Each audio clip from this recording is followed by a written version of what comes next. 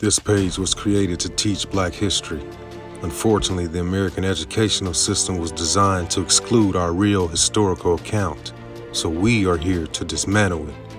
It's time to enlighten those of us who have been kept in the dark. I am a Black man who didn't know enough about my own history, so I began to dig deeper and do my own research. Black history is American history, so I want people of all races and cultures to join together to learn our history as one. Here, I will share all of my findings. Please like, follow, share, and subscribe to Teaching Black History. The story of Alvin Ailey. Born in Rogers, Texas at the height of the Great Depression in the violently racist and segregated South, during his youth, Alvin was barred from interacting with mainstream society. Abandoned by his father when he was 3 months old, Alvin and his mother were forced to work in cotton fields and as domestics in white homes, the only employment available to them. As an escape, Alvin found refuge in the church, sneaking out at night to watch adults dance, and in writing a journal, a practice that he maintained his entire life. Even this could not shield him from a childhood spent moving from town to town as his mother sought employment, being abandoned with relatives whenever she took off on her own, or watching her get raped at the hands of a white man when he was only 5 years old. Looking for greater job prospects, Alvin's mother departed for Los Angeles in 1941. He arrived a year later enrolling at George Washington Carver Junior High School and then graduating into Thomas Jefferson High School. In 1946, he had his first experience with concert dance when he saw the Catherine Dunham Dance Company and Ballet Russe de Monte Carlo perform at the Los Angeles Auditorium. This is when he became serious about dance in 1949, when his classmate and friend, Carmen, dragged him to the Melrose Avenue studio of Lester Horton. Alvin studied a wide range of dance styles and techniques from ballet to Native American-inspired movement studies at Horton School, which was one of the first racially integrated dance schools in the United States. Though Horton became his mentor, he did not commit to dancing full time. Instead, he persuaded academic courses, studying Romance languages and writing at UCLA. He continued these studies at San Francisco State in 1951. Living in San Francisco, he met Maya Angelou, with whom he formed a nightclub act called Al and Rita. Eventually, he returned to study dance with Horton in Los Angeles. He joined Horton's dance company in 1953, making his debut in Horton's revue, La Belle Cabaret. Horton died suddenly that same year in November from a heart attack, leaving the company without leadership. In order to complete the organization's pressing professional engagements, and because no one else was willing to, Alvin took over as an artistic director and choreographer. Alvin appeared in Harry Belafonte's touring revue, Sing Man Sing, with Mary Hinkson as his dance partner, and the 1957 Broadway musical, Jamaica, which starred Lena Horne and Ricardo Montalban. Alvin started gathering dancers to perform his own unique version of the dance. In 1958, he founded the Alvin Ailey American Dance Theater to present his vision of honoring Black culture through dance. The company had its debut at the 92nd Street Y. The performance included Alvin's first masterpiece, Blues Suite.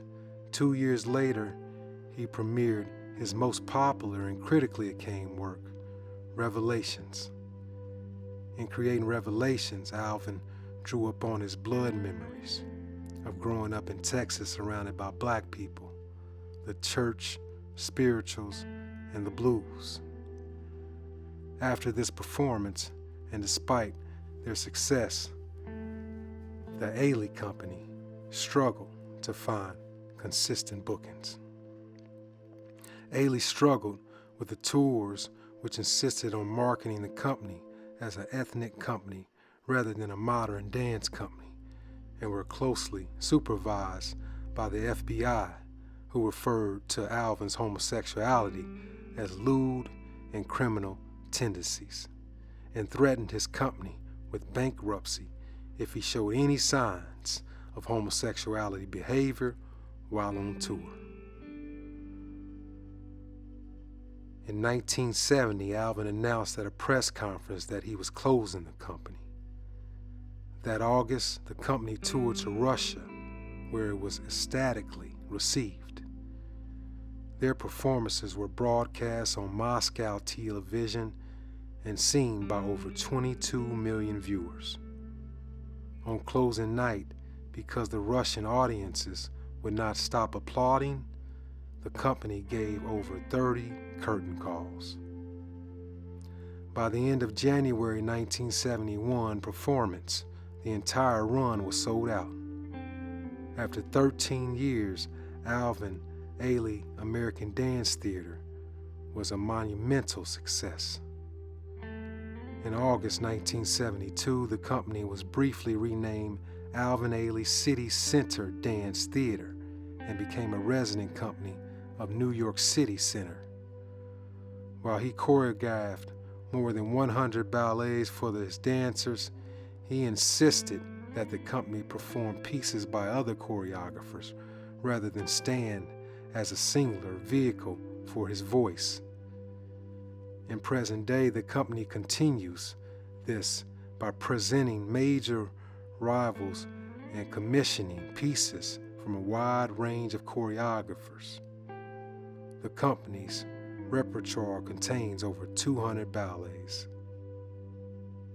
Though AAADT was formed to celebrate African American culture and to provide performances for black dancers who were frequently denied opportunities due to racist morals of the time, Alvin proudly employed artists based solely on artistic talent and integrity, regardless of their background. In 1969, he founded the Alvin Ailey American Dance Center with the famed Martha Graham Dance Company, principal and choreographer Pearl Lang as his co-director of the school. Their aim was to provide access to arts and dance to under-resourced communities. They started off in Brooklyn's with 125 students. A year later, the school relocated to Manhattan behind the Lincoln Center's complex. In 1984, Denise Jefferson assumed dictatorship. Under her leadership, the school developed a Bachelor of Fine Arts program in partnership with Fordham University in 1998. The school was renamed the Alvin Ailey School in 1999. Currently, the Ailey School is still growing and is now the largest place in New York City committed to training dancers.